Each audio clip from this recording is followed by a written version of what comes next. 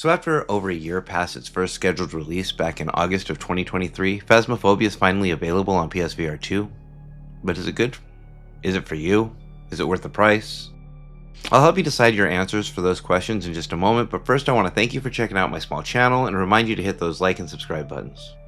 In Phasmophobia, you're a paranormal investigator trying to prove the existence of ghosts by gathering evidence and taking photos. Your primary objective is to discover which type of ghost is haunting the location based on the unique behaviors and evidence that each type of ghost leaves behind. Rather than the normal health bars you see in most video games, Phasmophobia works on a sanity percentage. You become less sane the longer you walk around in a haunted area in the dark, as well as witnessing any evidence of a ghost presence. As your sanity gets lower, the likelihood of a ghost hunting you increases. In some difficulties and settings, you actually don't have any sanity to begin with. This game really shines the most when it comes to the ghost behaviors. Each ghost type has been well thought out and behaves according to its own type in ways that makes it possible to determine the ghost type without getting the 3 types of evidence that define it. Some ghosts run at you when they see you, some can hear you while others can't, some are more likely to hunt around electrical equipment while others hunt more in the dark. The more you play and get familiar with the different types of ghosts, the quicker you'll be able to recognize these behaviors, and some people even play no evidence settings. I've been playing Phasmophobia for years on PC VR, and it's always been a game with some jank. I had strongly hoped the PSVR 2 version would be a better optimized experience that would play smoother, and unfortunately this is not the case at all.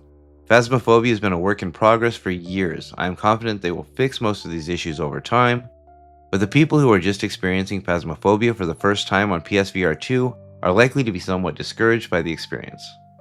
I have only spent about 90 minutes on the PSVR 2 version, but like I said before, I've played the PCVR version for years. First off, the game uses reprojection and it's noticeable. It doesn't bother me as I move forward or backwards, but when I turn or rotate it, I see it very clearly.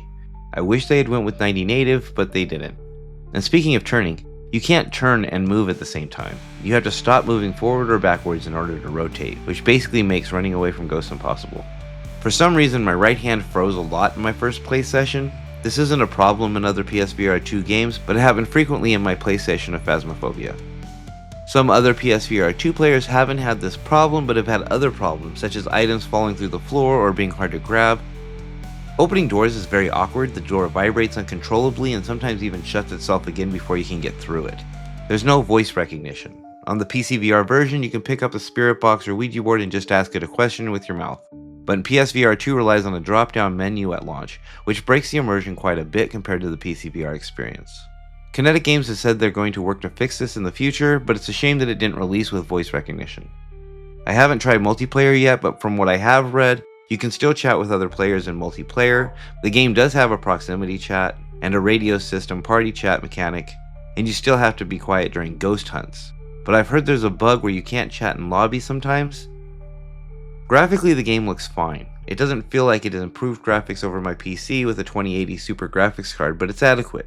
The outside areas around the houses seem to have been scaled down to look pretty ugly on the areas I've seen so far. Inside the houses, the textures are kind of low res, but it's still adequate enough to feel immersed in the environment. If you aren't sure about this game, however, you might be better off waiting and seeing if the developer can work out some of the bugs. I really don't understand how a game can be delayed for a whole year and still come out in this condition. It makes me wonder if they are still as dedicated to this game as they were for the last 4 years on PC. I am really hoping that they will get this game to run the way it should, but until then I feel like people who aren't deep into horror games might want to pass on this one.